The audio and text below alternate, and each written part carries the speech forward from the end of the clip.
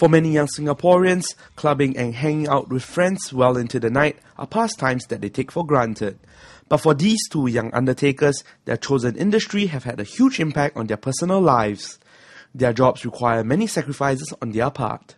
Grace Quek, 29 and funeral director at Union Caskets, tells us about the restrictions that her profession places on her personal life. When most of my peers are actually out clubbing and stuff like that, I have to actually be on standby in case my phone rings, and I dare not go to places like cinema in case my phone rings and I have to attend a case and I will have to leave in the middle of it. So you have to leave immediately, is that it? Usually we attend to it as soon as we can, so immediately would be pretty much most of the time. So how tough would you say being in this line is? I would say the unpredictable hours sometimes do make life a little bit miserable because you do not really get to enjoy certain things like people can, like go on a date, and movie and drinks like that. Because especially drinking, because if you are being called off in the middle of it, it's not nice to appear smelling like alcohol. Not surprisingly, the deaf business is not one that attracts women. There are only 5 female directors and Grace is one of them. While Grace is married, we asked what it was like when she first started dating with the man who would one day be her husband. Actually, I didn't dare to say at first. Yeah, because my primary is actually psychology and criminology, so he always thought that I was some sort of a social worker. It was only when we started being really serious then I tell him, say that, my family owned this funeral company and I'm helping out, and he's okay with it. You have a degree in criminal psychology, you're young, there's so many opportunities out there. But what was it that still drawn you back here?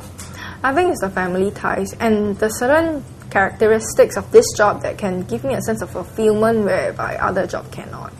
Another young undertaker is Ang Zhi Sheng, or Ang Jr. as he's commonly known in the industry. He is 23 years old and a 4th generation undertaker. Since Zhi Sheng is only 23, we asked him if his clients ever have doubts about his age. 23.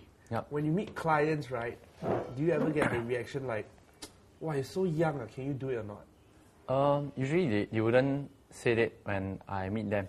They were just quite surprised to actually to know that Mr. Ang over the phone he sounds quite young, and when I see him, it's like maybe they don't expect to see someone in the 20s to actually be the one to actually help them arrange the film. Maybe the percepts of film director in the industry in Singapore currently is still, it must be someone that's in the 40s or even older than that to actually handle all this. Okay. Do you get any off days? No. I work 365 days, even Chinese New Year itself. 24/7, 365 days. No New Year's Eve, no Christmas, no nothing? No. But the biggest sacrifice by far? No. So after your junior college, you didn't want to go to university? Not that I do not want to. Definitely I would want to go to university to continue my studies. So I still choose helping out because I feel that during this time is the best time because my dad is already in the 60s already. So this time it's actually the best time for me to actually start learning the ropes from my dad, as in how to actually manage the whole company itself. Young undertakers making huge sacrifices for their profession. But in a multi-million-dollar industry run by mostly family-run businesses, the rewards are substantial, making those sacrifices more than worthwhile. And with Singapore's aging population increasing dramatically in the coming decades, the business of death can only grow bigger.